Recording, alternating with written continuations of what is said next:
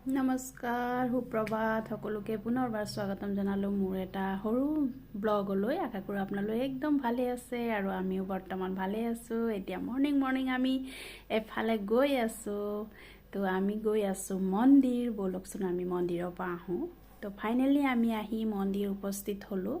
এয়া আহি ধূপ চাকি লৈ ধূপ চাকিও জ্বলালোঁ। তো সকলোৰে কাৰণে ভগৱানৰ ওচৰত প্ৰাৰ্থনা কৰিলোঁ যাতে আহিবলগীয়া দিনবোৰ সকলোৰে বাবে ভগৱানে ভালে কুশলে ৰাখে। সকলোকে মংগল কামনা তাৰে আশীৰ্বাদ ল'লোঁ। চ' এয়া আজি বিশেষ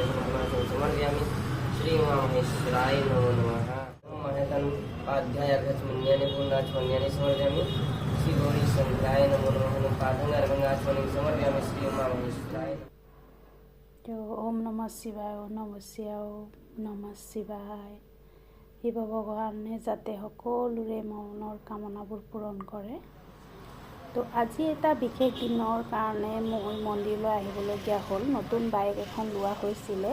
চ' আজি বাইকৰ অলপ পূজা কৰোঁ বুলি মন্দিৰলৈ আহিলোঁ আৰু ইয়াতে পণ্ডিতজীয়ে বাইকটো পূজা কৰি দি আছে। চ' সৰু এটা ব্লগ তাৰে ক্লিপটো ল'বলৈ চেষ্টা কৰিলোঁ। তো সকলোৱে আশীৰ্বাদ কৰিব আপোনালোকে। আমাৰ এয়াই হৈছে নতুন বাইক।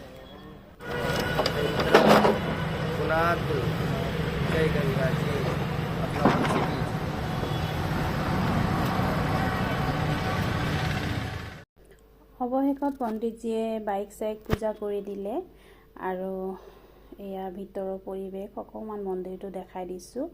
এয়া হ'ল হনুমান মন্দিৰ, লগতে শিৱ ভগৱানো আছে। সকলোবোৰ ভগৱান আছে আৰু অকণমান হুলস্থুল পৰিৱেশ এটা হৈ আছে। শিৱৰাত্ৰিৰ কাৰণে পেণ্ডেল বনাবলৈ বাঁহ পেলাই আছে, সেইকাৰণে চাউণ্ডটো অকণমান ইগন'ৰ কৰিব দেই।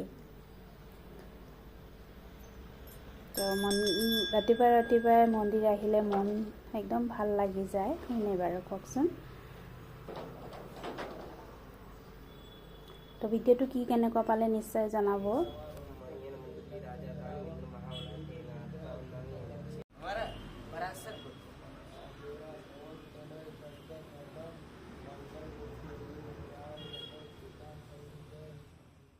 পূজা শেষ কৰি প্ৰসাদ চকাত লৈ অৱশেষত আমি ঘৰৰ ফালে ৰাওনা হ'লোঁ। তো ভিডিঅ'টো কেনেকুৱা কি পালে নিশ্চয় জনাব। যদি ভাল লাগিল লাইক এটা কৰিব, কমেণ্ট কৰিব আৰু প্লিজ পেজটো ফ'ল' কৰিব। আজিলৈ বাই।